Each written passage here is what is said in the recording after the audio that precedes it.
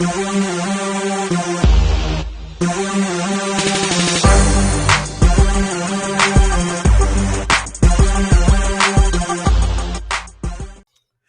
up, what up? Once again, it's your boy, BI7Gs, coming back at you with another edition of the Debug Build. Always, and I got my man, Psyop, he back. What is up, Psyop? What up, bro? What up, bro? Boy, we're going to get you off that lithium one day. we gonna get I gotta balance you out. You got too much energy. Oh, nah, man. I'm just happy to be here, man. You know, it's Super Bowl Sunday. So we ain't gonna put this episode out until December 14th on Valentine's Day because, quite honestly, I know good and damn well there's no way in hell we're gonna compete with the Super Bowl. But I gotta ask, Bengals, Rams. Did you say December? Did you say December 14th? I said February, man. You need to listen a little bit faster.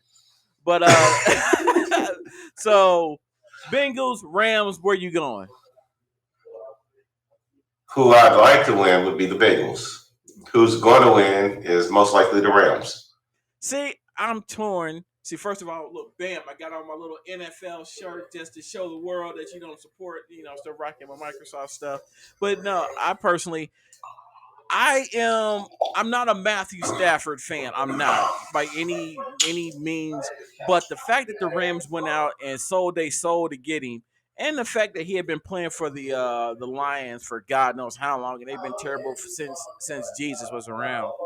I just want that man to win something. And quite honestly, because I am a low-key Browns fan, I know the minute if the Bengals win the Super Bowl, y'all Bengals fans are going to be freaking obnoxious because y'all already with that. Let's roll that Bengals Super Bowl footage into some shit. Hey, Big. The Lions ain't won a Super Bowl since the Romans were feeding Catholic or Christians to them. That's the last time the Lions won something. You're about right. You are right. Yeah, boy. I can't even be mad at you for that. Oh my freaking God.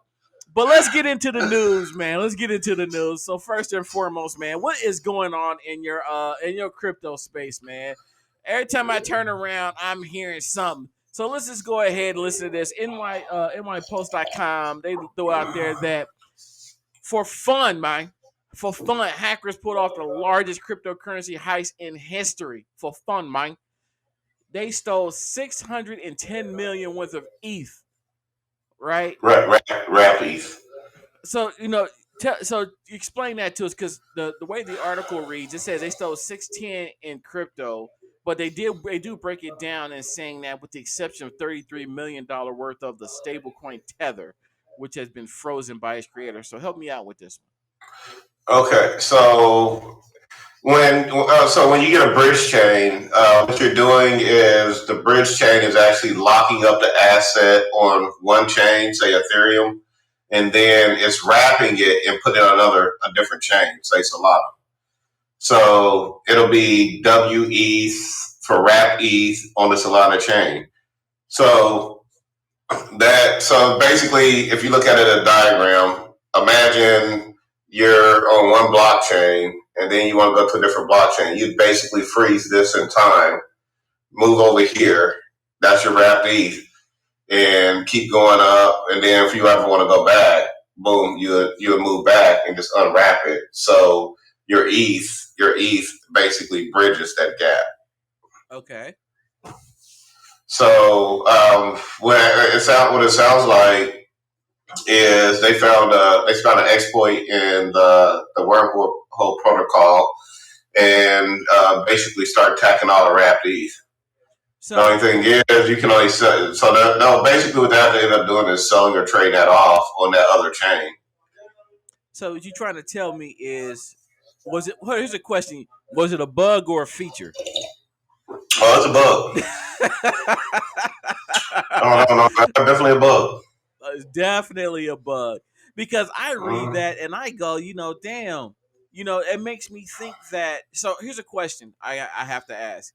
So is it the bridge that had the problem, or is it the actual No, that'd be a bridge problem. Okay, so it's but nothing that affects you would still ETH over wrapped ETH any day. But let's Less gas fees get turn that into cash. I mean, because the way that I look at it, damn, I really am hyper today, ain't I? The way that I'm looking at it is, okay, you got ETH, and then we'll just call it. There's a bridge off over here. I'm gonna call it Bitcoin. So I took some ETH, and then I kind of created my own little fork, so to call it, into my own little coin. But you're trying to say that between my coin, the thing that took Ethereum and then created my coin and wrapped it up, that's where the exploit was. Yes. See, and this is one of those things that I tell people all the time. I say, or actually, you're the guy. I'll ask you. So, what is the stop? When you got 15,000 people that want to create their own fork off of a stable coin, let's say Ethereum right now. It's not a fork. It's like I said, this is a bridge chain. So this is So, can you strictly define a that bridge coin chain? being wrapped. Yeah, It's a way. It's a way to have two chains interact. So you can't have native Ethereum on Solana blockchain. So you need wrapped Ethereum. You need oh, Ethereum wrapped for Solana. Oh, so this is what? Okay, so what you're saying is it's a totally different blockchain, but it's a way of taking currency from one to another back and forth. It's not. Correct. It's not one of those. Well, I'm going to create a token and I'm going to fork it off of this, so I have my own little thing floating around. Correct. You have it now. Damn. All right, everybody. If you ain't listening, y'all just learned something today, man. I hope y'all picking up what Saya putting down because the man dropping this stuff called knowledge. So that's what I'm talking about, baby. Look, we learned something today up in this piece because we're going to stay on that cryptocurrency thing. Psyop, one of these days, dude, we're going to have to put the news to the side. We're going to have to put the deep dive to the side, and we probably have to have a whole show over NFTs because, dude, every time I turn around, it's always something with the freaking NFT. So I'm gonna throw this one out there. So let's just start with this one because they say that the NFT ecosystem, according to Vice, they say it's a complete disaster. I was reading this article. I'll throw a link in the comments below, but basically they were saying that there is an artificial markup that people are doing with their NFTs to say that they sell it from one wallet to another to potentially or artificially drive up the price of this, and there's nothing stopping it. Yeah, that's called a wash trade. I'm sorry, It's called a wash trade. let me ask you this: so you do this, but aren't you still paying gas fees in between? You are, but if you have enough of the market, if you have enough of the market locked up, then you can artificially make it look like somebody making moves into that space. So because see a lot of this is happening between so anyone that's traded NFTs before, OpenSea used to be the ogre of this market. They were the big dogs. But it seems like, and correct me if I'm wrong, is it looks wearables? Looks looks rare, and then there's another one called Rarible. Okay. Oh, my bad. I went ahead and smashed them together. But you got those two bad boys. They're coming out, and it seems to me like they are actually starting to not only cut into OpenSea's market share, but they're also starting to encounter the same problems that OpenSea used to have back in the day. Yeah, of course, you're gonna have growing pains, and also NFTs right now. The technology's so new that people don't know how to really use it. So I've actually seen somebody get caught in on a Ponzi scheme where basically you can buy the NFTs, you can trade the NFTs, but there's no way to cash out back to the US dollars. That sounds like a murder waiting to happen to me. No, actually, I'll put it on Front Street. It's called OMI, OMI, or OMNI. Look up that cryptocurrency. Go to the page. That is a complete Ponzi scheme. I mean, I do remember way back when Squid Game was a thing.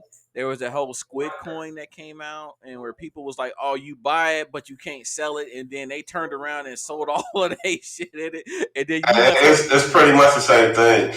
Now they did say in their white paper that they're going to have a bridge so that you can go from quote unquote gems, which is their equivalent of a stable coin. Each gem is worth $1. They Oh, say you're supposed to be able to go from gems to Omni, which once you get to a cryptocurrency, then you go sell on like uh, Binance or not Binance, Bitfinex or one of these other ones, one of these smaller exchanges. But at least you have a way out. Right now, what people are doing is posting on Facebook and doing like an escrow type of deal. because when I read about how all of these, like, okay, I've actually been doing a little bit of research and looking at NFTs as a whole, and what I've noticed is you have to look at supposedly the entire ecosystem of it. Do you have a nice community? What are the plans for it? Because I've been trying to find one, and I don't understand it. I'll be the first one to say I don't understand it completely. But they were saying that like you get these NFTs and you can start playing games with them, and you can make them Yeah. as your profile pic, and you can do this and you can do that. But explain this to me because it's the part that I don't understand. How you gonna sell me something but you don't have the underlying game already working? Well, that's what people anticipate that once the game is working, it's like Series A round or pre-funding for a company.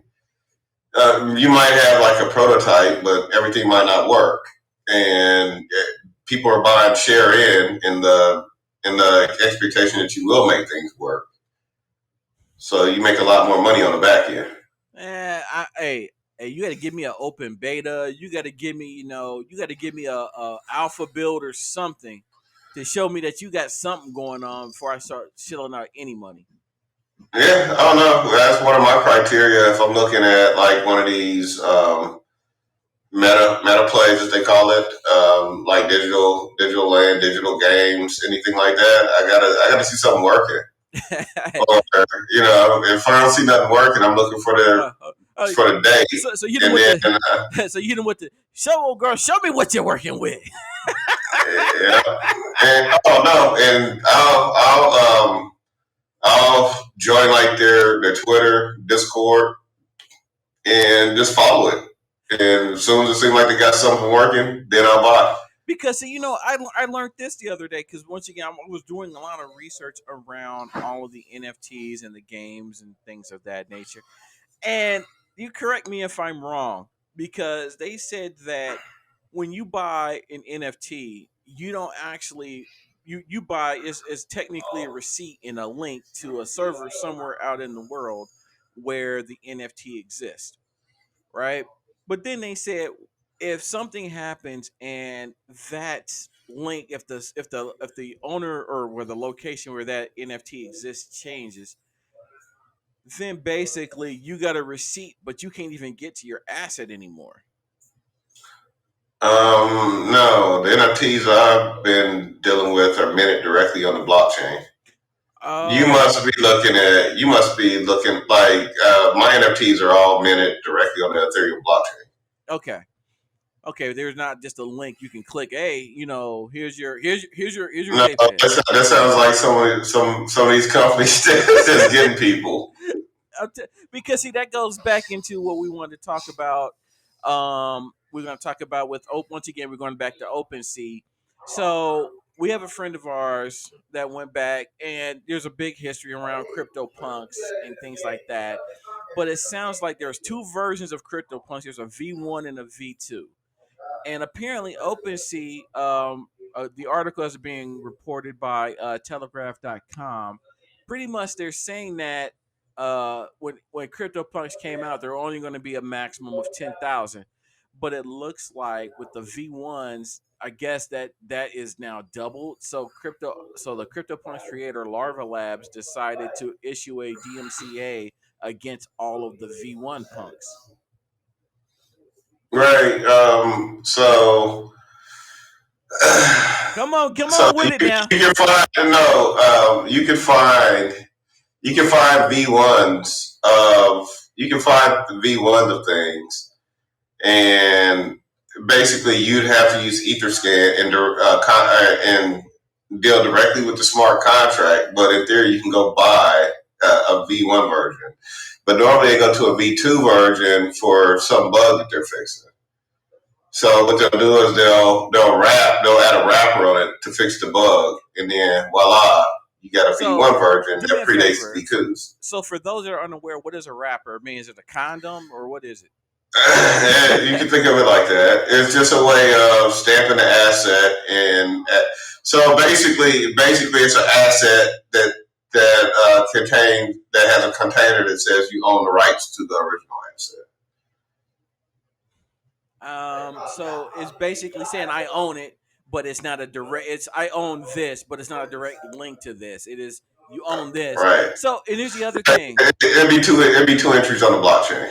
So here's the thing that I was trying to understand that I was also reading about how all of the scammers and all of the copycats. So people are taking pictures of the NFTs and then putting them out on the blockchain and trying to blockchain blockchain. I apologize, and trying to resell them as their own.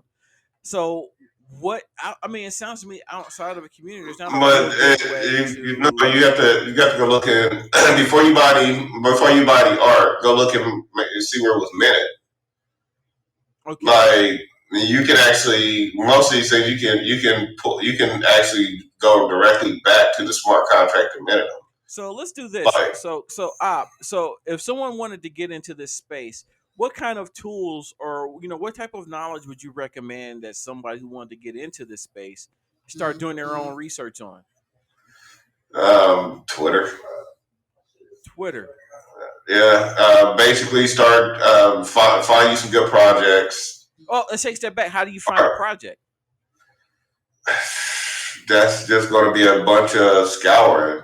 You can find them on Twitter, Reddit, YouTube. It's just that you got to be able to cut the fluff from the real stuff.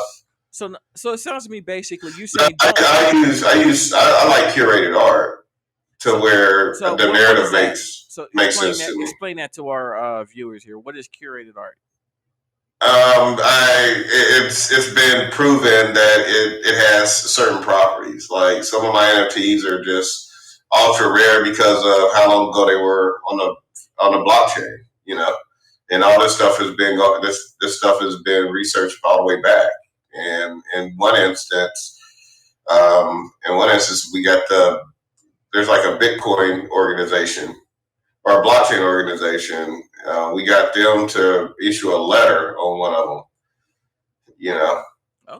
it's that or it's like a well funded. It's a well funded project. Meaning, they got good community. There's some notoriety around it. The narrative makes sense. All this stuff. It's just not like some guy walked up to me and said, "Hey, buy this." You know, it's what are their plans for it? Are they going to put billboards up in Times Square? That makes a sense. That makes that's a factor, shall I say? It just how are you planning on getting it out? It's like any other art.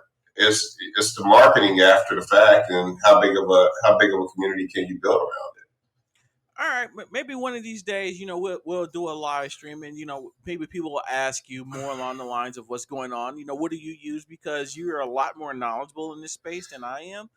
Because I look at it as everybody out to get me. To be honest with you, that's how I look at it. it. Yeah, well, finding the art is the hard part. Finding curated art. Yeah, I mean, like stuff where there's some reasoning behind why it's going to command the price it's commanding. All right. Um, that's just a very hard process.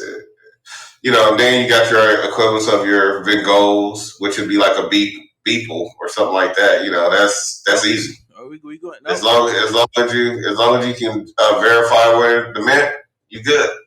All right, ladies and gentlemen, you heard it first. I will. Psyop said it, but I just want to throw this out there that back in the day, what I'm saying, he be talking that shit, but sometimes that shit he be talking be good. Y'all better listen to it. I ain't gonna call it the gospel, but it's pretty damn close. So you ready to get you ready to get into that deep dive, man? For sure. All right, let's go ahead and get into that deep dive.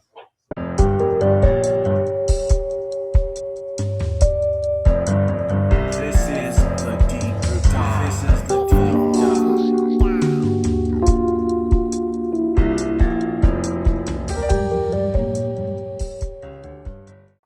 What up? What up? Once again, we back. Op and your man BI7Gs. We back with the deep dive.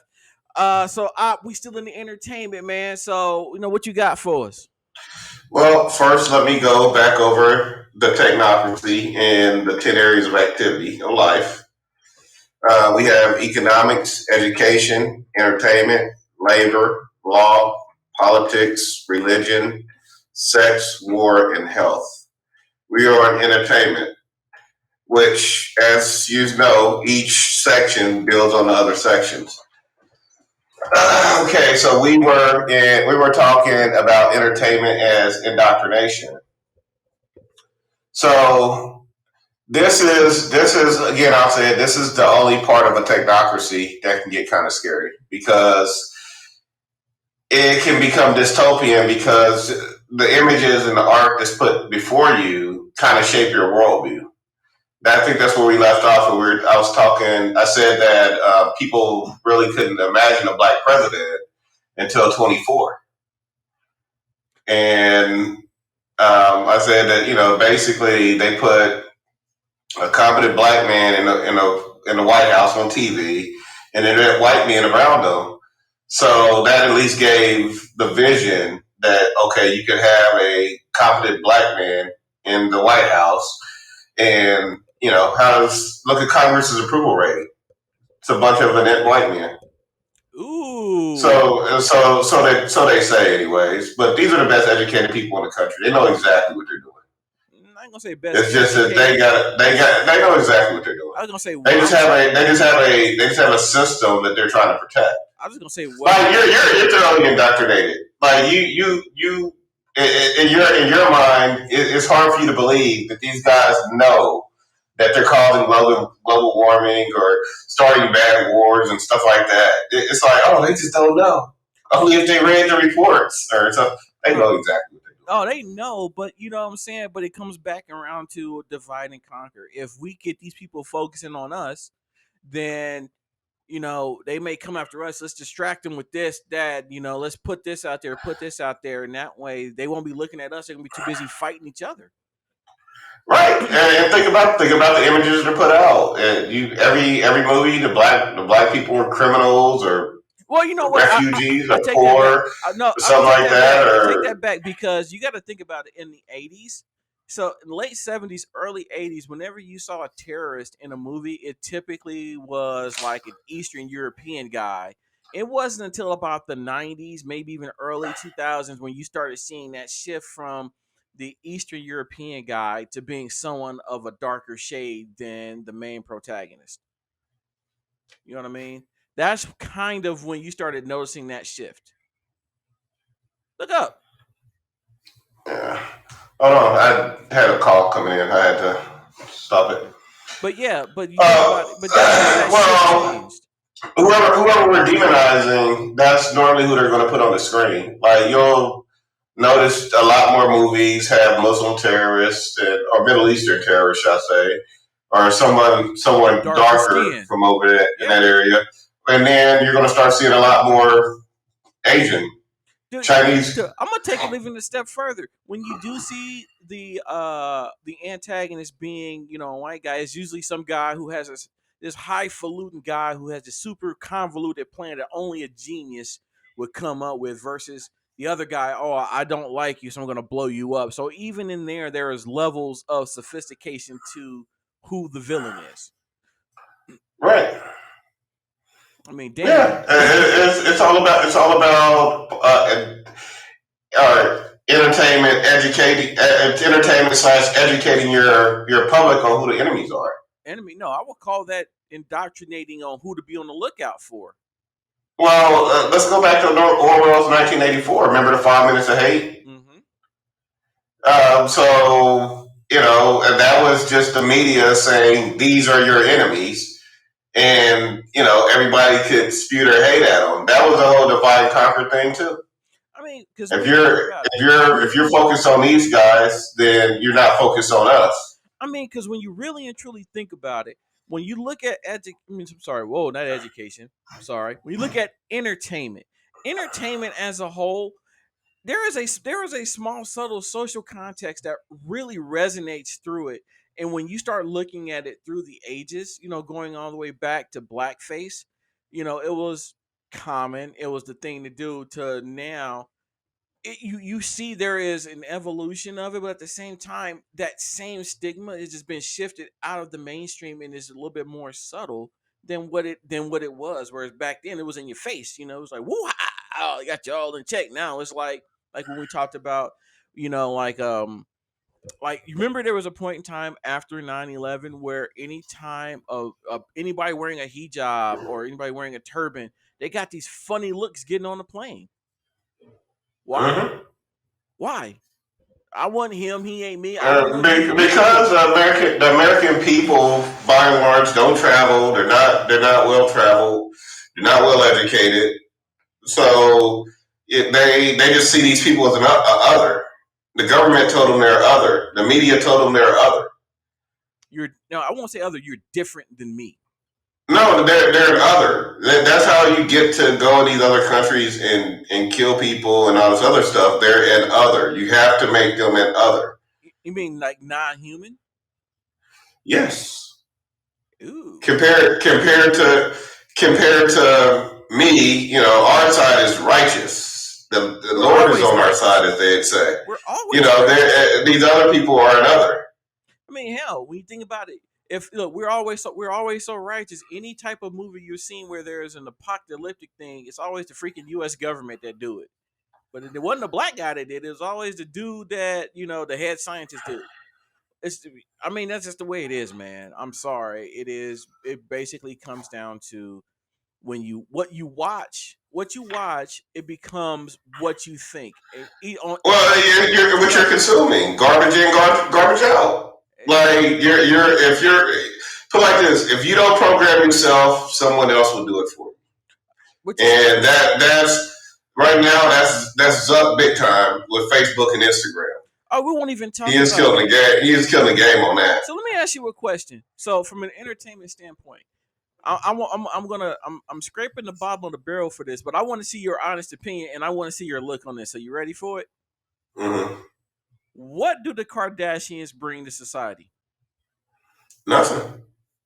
Why are they so financially independent and they're such big moguls in the entertainment sector? Explain this. Because they basically create the influence game.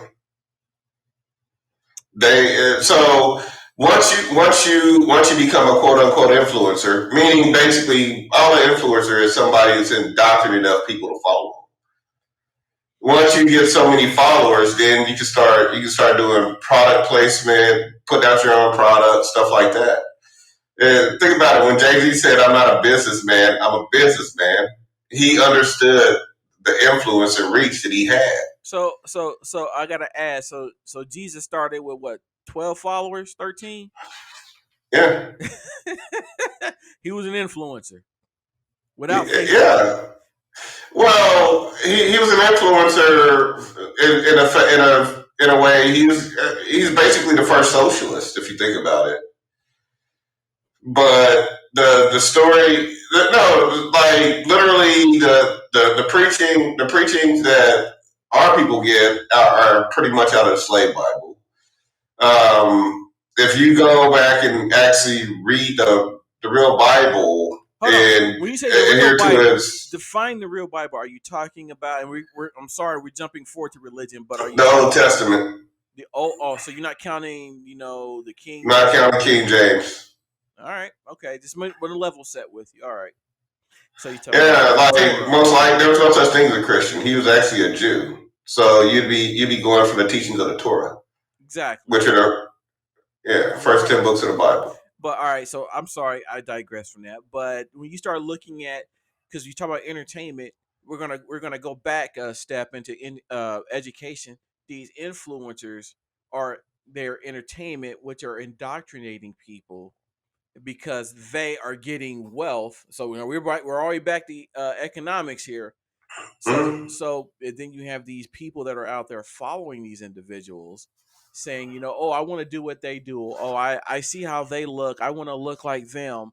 And when you think about it, it becomes those people become the moguls. They become the, for lack of a better term, they become the guy or the woman. They become the person that people look to, which means that people in politics and other that, they have to somehow attach All right. themselves to that. Which I'm not opposed to influence. It's just that what are you using your influence for?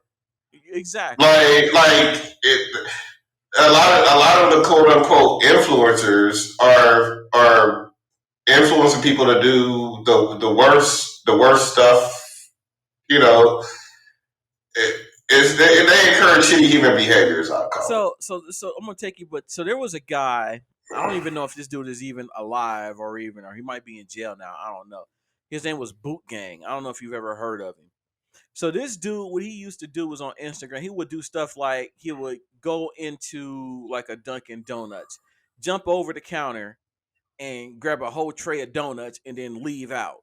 Talking about, steal the whole tray of donuts, and people found that entertaining. And then people started to follow that and do that dumb stuff, and then they started getting arrested and shot at. You have the one people that Right, right. But I'm talking about in what culture do you find any of that repugnant stuff entertaining?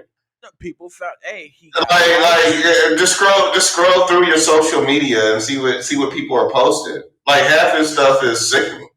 Half of the stuff is dumb. I'm talking about, you're right. What I'm saying is like sickening on a societal level, not so much as they're doing sick stuff. It's like why I always end up asking myself, why would you want to do that to somebody, or why would Yeah, you like? remember the It's like remember the craze where people were going out licking ice cream and putting it back right. in the It's cup. That's dumb. And see, right. It's and that's when you gotta right, take but that's when you gotta take somebody out of the street and publicly beat them to say this is not acceptable. big. All I'm gonna say is Idiocracy was meant to be a movie, not a documentary. Dude, that was a prediction.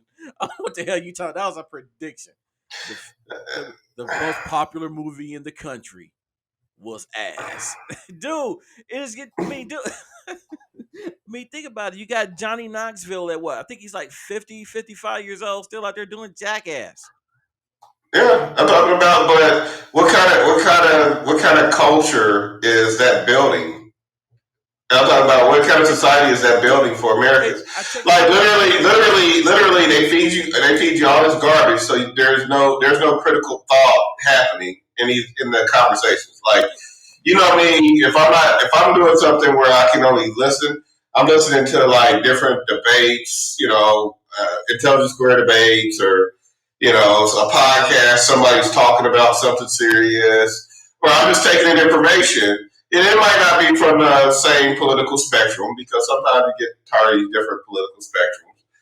But it's like I'm taking, I'm actually able to use my brain. Like it's not pure indoctrination. It's like okay, this person said this, and I might be like, oh, they're full of it, and then I go listen to the next one, and then I'm like, okay, you got some good points, but I see what you're trying to do here. Point of order. Point of order. Because I'm gonna give you 3 minutes. Because I know you're gonna talk about it longer than that, but I'm gonna give you 3 minutes. You ready for it? Yeah. Joe Rogan. What about it? So all the criticism that he has and suffered over the last few weeks, what is your opinion on it? I think he should have got the criticism for what he said, but I still don't think he should be canceled Why? because cancel culture. It's like everybody that says something you don't agree with, you can't go cancel them because when it's your turn to speak up, that's those same laws will be brought upon you. or those same actions will be brought upon you. So you got freedom. I think you should have freedom of speech, but you shouldn't have freedom of consequences. Damn! Oh my god, dude. Say it again. One more again. Say it again. I said you got freedom of speech, but you can't have freedom of You consequences. damn right. Cause let me tell you something. I could tell somebody all day, every day that hey, f your mama, right? Free speech, right?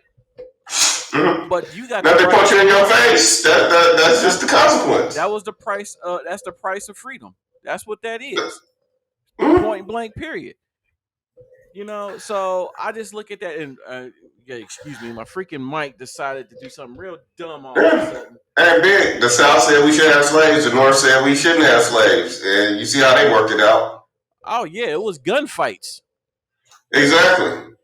That was January 6th, that was just a conversation happening between the two nah. wings of Well, the corporate party. look. I told you. All right, people. If you've never heard me say this, take it. Take this to heart. When privilege meets privilege, you get war. And that's what it is when you have someone who thinks they're right, and then these people think that they're right and they don't have the right, or they don't have the ability to speak and talk it out.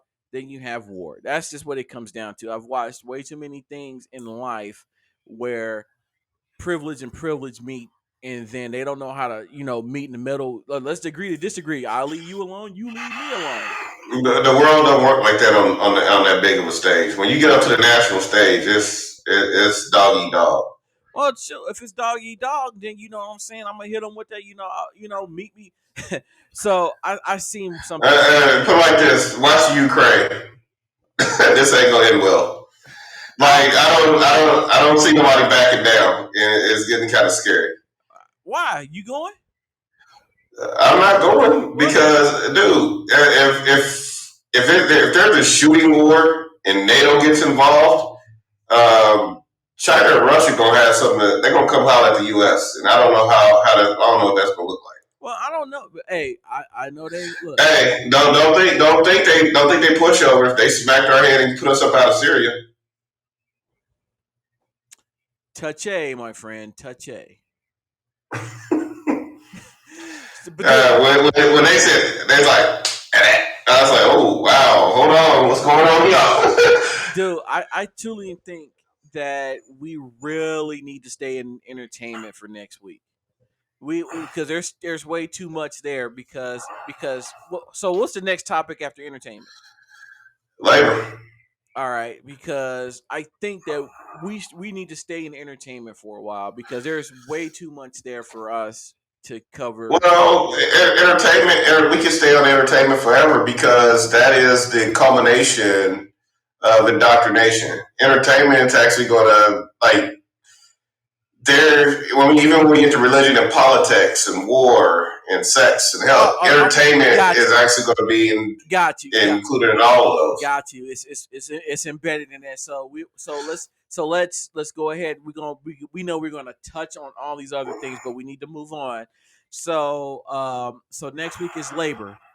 Yes. So everybody, we got something special in store for you afterwards. So please stay tuned. We got something new that a very very entertaining thing that we think that you would really enjoy coming up soon or the next segment. So please stay alert. Get your pads, get your ears open because it's gonna be good.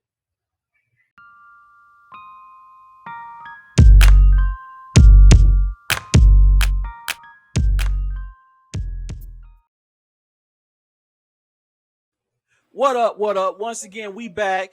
We're gonna do something a little bit different for the debug build this week. Instead of Tech Tales, we're going to bring on a special guest.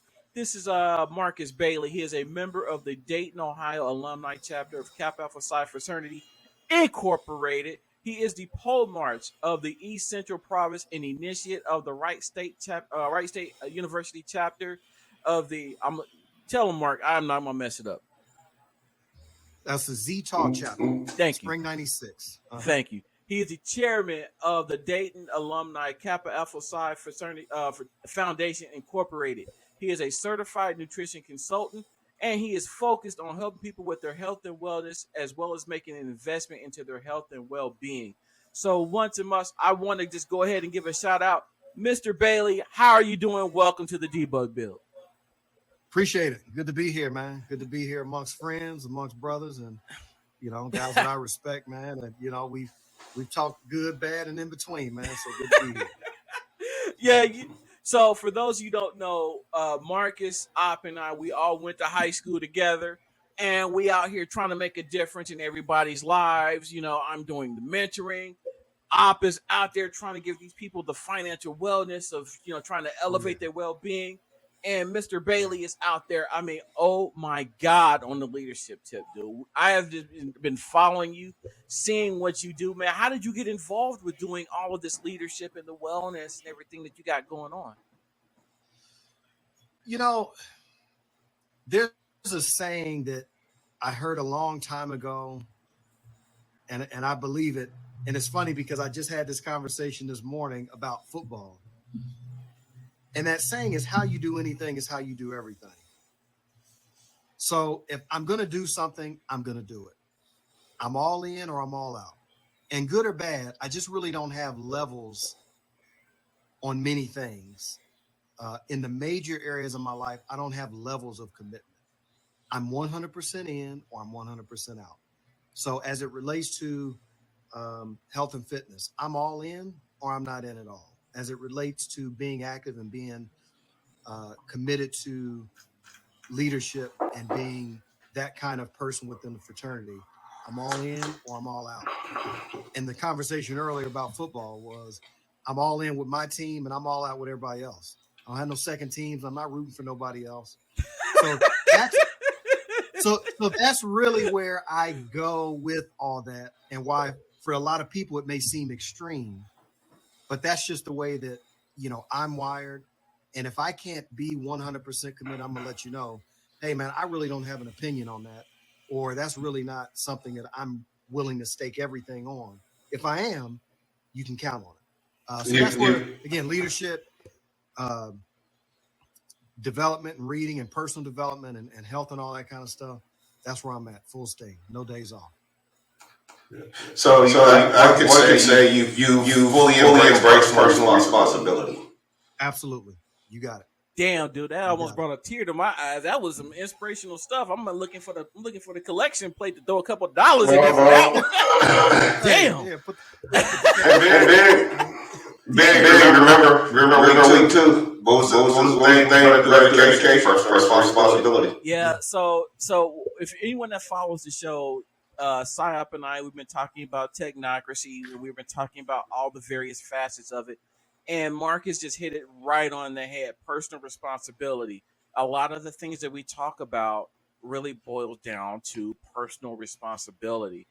So Mr. Bailey, I've been following you a lot, and you have two sayings that I've taken to heart. I kind of, as you know, I was a bigger guy. I used to be about a G. Nah, I ain't about no damn G. I'm sorry. I was about a. By the way, side note. So you want to talk about shame? Good old Psyop over there. Back when I was bigger and I used to wear the big dog shirts, he told me, I was like, man, dude, he said, dude, big, stop wearing the thirsty cow shirts. And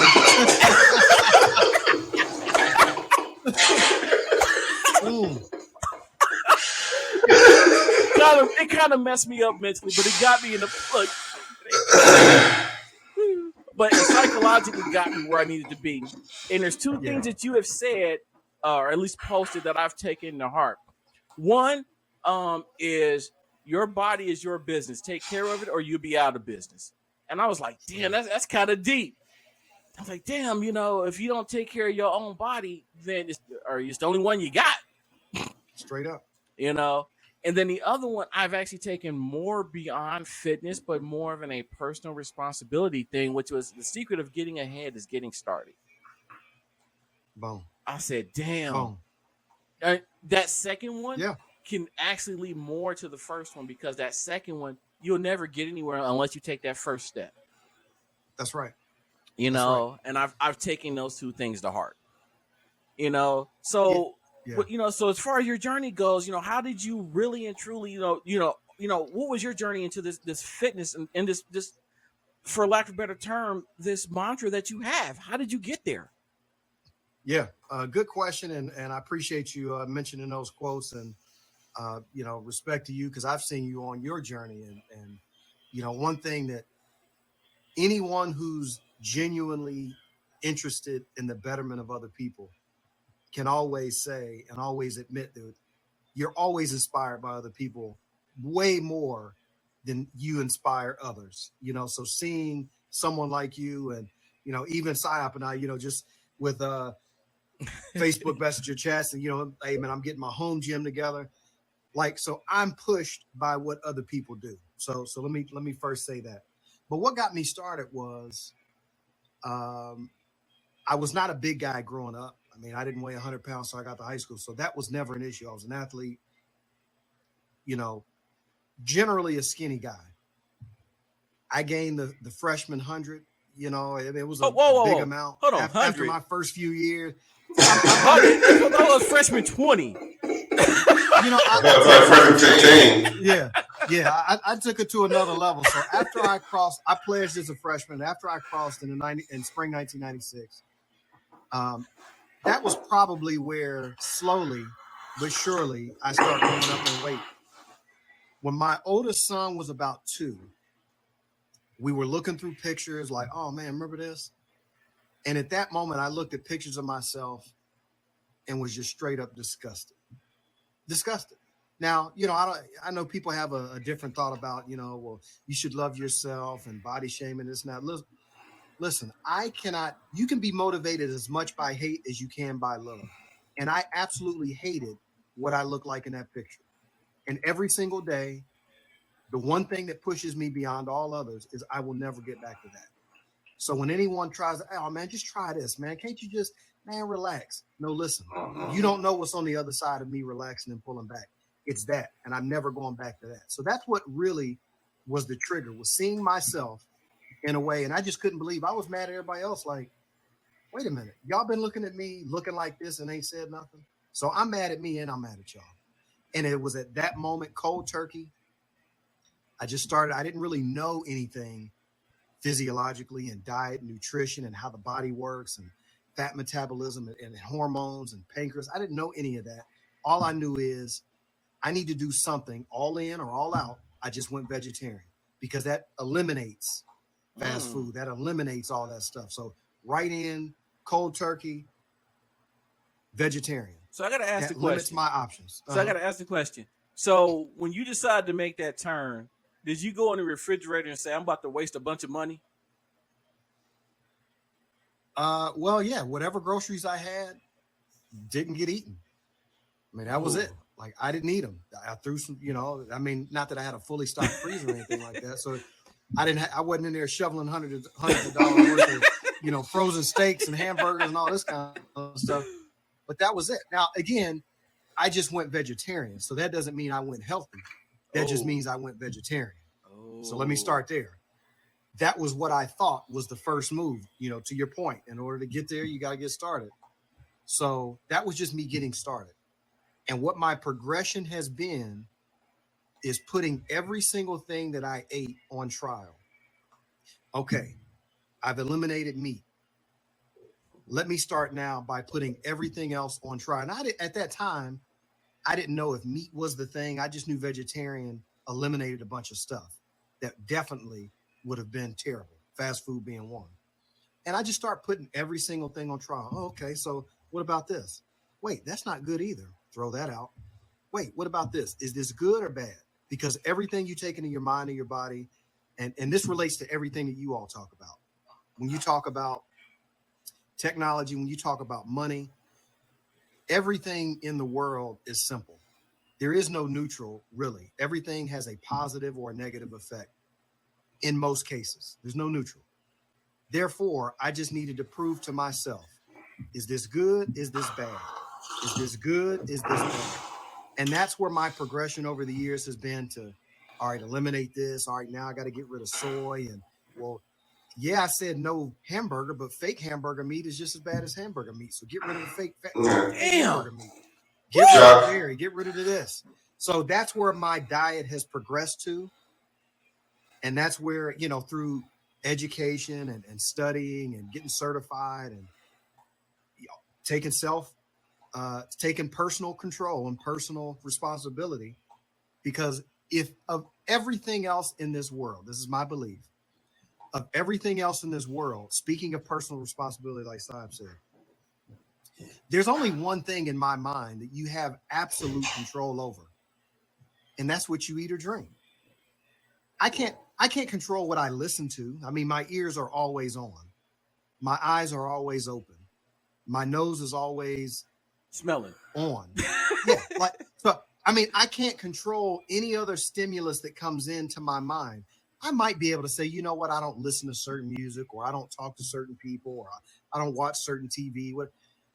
But you just can't control what messages come into your brain unless you lock yourself in a cave and listen to nothing. The only thing you actually can take full, personal, 100% complete control and responsibility for is what you eat or drink. So, of all things, if you want to take control and responsibility for your life, that is the one thing that will absolutely be the one thing that you can succeed at. Everything else, man, I'm really going to try to make sure that I only listen to positive things. You can try, but you're not going to succeed 100%. So that's where that whole adoption of the mindset of, wait a minute, once I realize that I can control my inputs and therefore see the result, and that's the other thing, the body is a natural law or natural system. It's governed by natural law. So there's no faking it. You know, I could probably go out and look like I make money. I could probably say a couple of things in a conversation to sound like I know as much about technology as you know. Oh yeah, well, you know, I found that the version 6 actually had the more. I mean, I could probably wing my way through a conversation and be like, man, that guy really knows his tech. That guy really must be successful in money. But when you walk out, your body is a natural law. There's no faking it. You either are or you're not. So that's why I really love health, fitness, because it's the one thing I have complete control over. And it's the one thing that I know the results are real. Damn. I feel like I gotta go run a couple miles after that. I mean, dude, I'm not gonna lie. That speech right there is up there with freaking CT Fletcher. You know, my magnificent My God. obsession. Yeah, that's absolutely it. Oh my God, dude. So you feel like you gotta go do something now, don't you? Right. Damn. Woo. Yeah, man. Woo. So, because you did mention, and I know in the past, back you said back when you were freshman, I personally had that same type of deal. I remember when, you know how you said you had that aha moment. I remember I was actually on a cruise ship, and people might laugh at this, don't know this about me. I was on a cruise ship, and I'll never forget it. Me and my wife, we went and had lunch up on the Lido deck, and I think it was like a third pound hot dog and a quarter pound hamburger and some fries. And I ate that, and she said, well, I'm going to go to the spa for a while. I was like, cool. I went back to the room. Then went back to the room. I said, you know what? I went back up there, had another hamburger and hot dog, and then went back to the room like, oh. And then we had the early dinner, so she came back, and dinner was like at 4:30, so I ate dinner. And I literally looked at my wife and said, I'm done. I don't want to eat no more. Yeah. I'm done. And that there's a picture I actually have that's sitting on my Facebook today when I said that is the picture of old Big, because I couldn't do it no more. I was like, I don't want to eat. And psychologically, when I was going through my process, and you can help me out with this one, I actually, as Black people, there are certain mannerisms that we're taught when we're growing up, which is one of those is eat everything on your plate. I had to unlearn that by like maybe getting a smaller plate, and it's really messed up, because then in Black culture, sometimes we have a tendency to where if you go to somebody's house and you don't eat their food, they get offended. I'd be like, oh, and then you people lose friends. There's a whole lot that when you start your journey and you start to lose weight, you might end up, it's like being in AA. Sometimes you just can't hang around certain people no more. Yeah. Yeah. People Man, don't tell you you about said a that. couple good things there. Oh, dude, when I was going through it, the whole downsizing the plate. When you go out to eat, drink you a glass of water before you even start eating. When you get your entree, box half of it up. And quite honestly, I just did that not only from a health conscience, but I was like, shoot, I can eat this later on. This a whole nother meal. Save me a couple dollars. And there was Yeah. all these little things that you started doing when I started doing that, and you'd be surprised at how fast you not only lose weight, but you just feel better. Your pockets, you feel better because you got more money in your pocket. I Right. mean, damn, I never knew. Yeah. And let me highlight a couple of things that you said there that I love. First of all, shout out to the wife because great people and for I believe what she's been a supporter of you. So certainly shout out to her for that. And shout out to you for having that moment. Everyone has that moment. And I'm not a huge quote guy, and I don't want to turn this into like, man, here he comes with another cliche. But quotes are just so good because it just puts a huge concept in a few words that are just crafted so well. And another quote that it reminded me of is, until the pain of staying the same becomes greater than the pain of change, you won't change. And you hit that same moment that I hit, that everyone else hits in all aspects. You know what? It's going to actually hurt me more to keep doing what I'm doing than it is to just go ahead and move. That's why people don't change, because they're comfortable. You know what? I actually feel better being here than I do being where I really want to be. But then there's that space in between that's painful, which is why people that go into the doctor and have a heart attack and the doctor says you will die in less, at that point, death is more painful than passing up on donuts. So, okay, now I'm ready to say no. 2 weeks ago, I was not. So, great thing there. You also talk about unlearning. And that's where we definitely have a problem culturally, is we've gotten in this habit of blaming our ancestors for the diseases that we give ourselves. We don't inherit most diseases, we inherit bad habits. Oh, well, this is just runs in our family, soul food. And, all of our family, typically diabetes just runs in our family. You know, bigness just runs in our family. All of my aunts are big. Well, all of your aunts ate the same thing that your mother fed them, that they fed you. So yeah, it's not the disease that runs in the family, it's the habits. You don't inherit type 2 diabetes, you eat your way towards it. And by the time you get to 20, 30 and decide to start thinking and cooking and making decisions on your own, you're probably already too far gone. And now you think, well, it's family history on most things. And the other thing, man, is it is a solo sport. I tell people, if you are fortunate enough to have a spouse, a friend, a family member who supports you, consider yourself to be extremely lucky. The reality is it's you and you only. People do not want you to say no to the things that they don't have the strength to say no to themselves. I mean, and that is really, I think I developed this strength, and this is a good thing for me.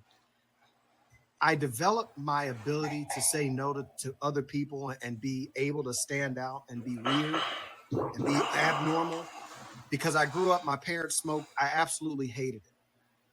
So I was able to say no to things like cigarettes and all that kind of stuff. And I never got into drinking alcohol. So when I got to college, where most people are smoking and drinking, it was so easy for me to say, no, I'm good.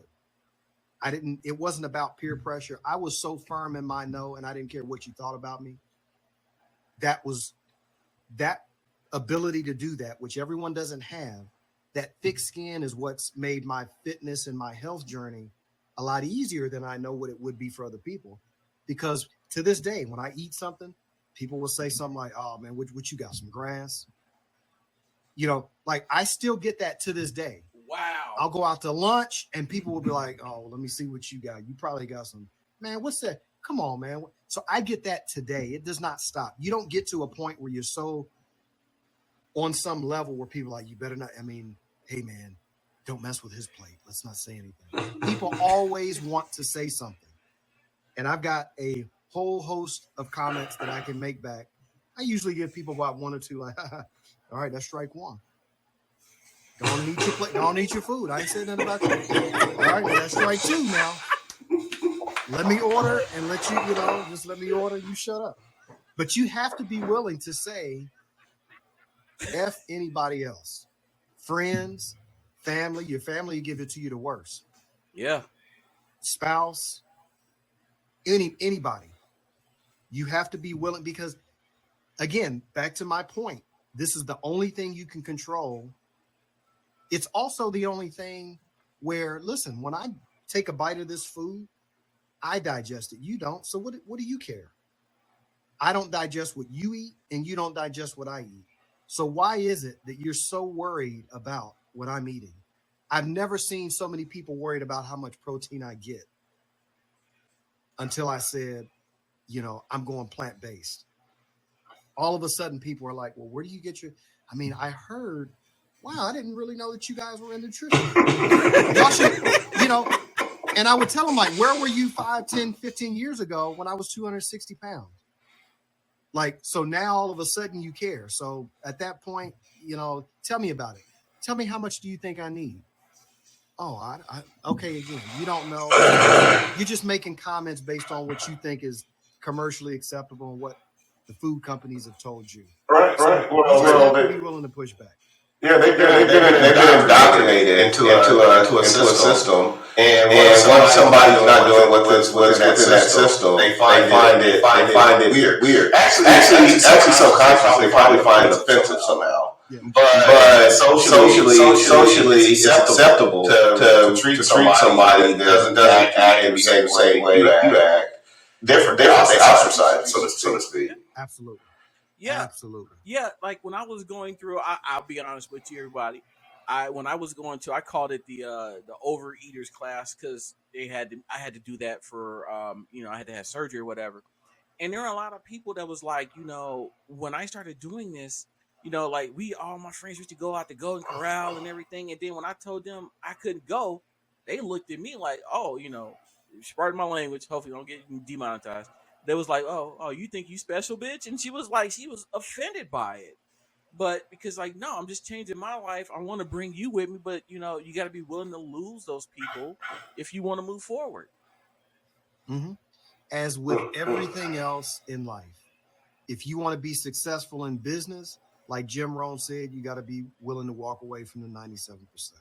If you want to be successful in, technology, or if you want to be successful in, if you want to be religiously where you think you need to be, you got to walk away from the 95% of other people who are not willing to be as committed as you are.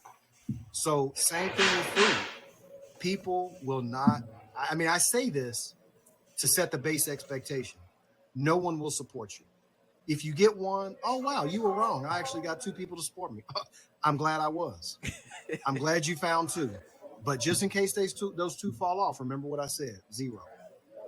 Because those 2 people, the reason why, not because they don't love you, not because they don't want the best for you, but like was just said, they're indoctrinated in what they think is good. And number 2, they haven't had that moment, Big, that you talked about, that I talked about. They haven't had that switch, go off in their mind where they are so fearful in a good way of going backwards and so committed to moving forward because like, I will never do that again. They haven't had that moment. So you can't expect them to be where you are in terms of moving forward if they haven't had that go off in their own mind. If you're fortunate enough to be around someone who says, you know what, I had it and I know that you've had it and you can count on me to support you, consider yourself lucky. But most people are just around people that are still in the mindset of moderation. It's not that bad. I've heard they're really trying to make excuses to do the things that they like to do so that they don't have to put themselves through the discipline of doing what they know they need to do. You know what you But just again, said. ultimately the bill always comes due. You know what you just Listen to me said. now. Listen to your doctor later. Me and Psyop had that. We had that discussion a few weeks ago about this is what you need to do. This people don't want to change. You know, but thank you, Mr. Bailey, for coming on. If people want to get at you, man, how can they get at you? I'm on all the social media platforms: Instagram, Marcus Bailey 003; Facebook, Marcus Bailey Health and Fitness; YouTube, Marcus Bailey Health and Fitness. Those will be the best ways. And anything else that I have coming out moving forward, books, papers, anything like that, you'll see it there. But you certainly can follow me there. But let me give you a warning Oh, before you go check those out. I'm not trying to preach you happy. I'm trying to preach you healthy. So I'm not going to put anything in there like, hey, go ahead and have that piece of cake that you wanted and get back to it on the weekend. That's not what I'm talking about. I'm talking about doing what you need to do, not what you want to do. So fair warning before you look. I think Mr. Bailey, you just titled the show. What you say it again? One more again for him. I'm not going to tell you what you want to hear. I'm going to tell you what you need to hear. That I think that's the title of the show. Thank you so much for coming on. I got a very good feeling that me and Op we're probably going to have you back on because you're in the technology world too. But we wanted to Oh, yeah. get you out there because you are a positive influence on not only us but the culture as well. So thank you so much for coming on, man. All right. Appreciate y'all. All right. All right. Later. Peace.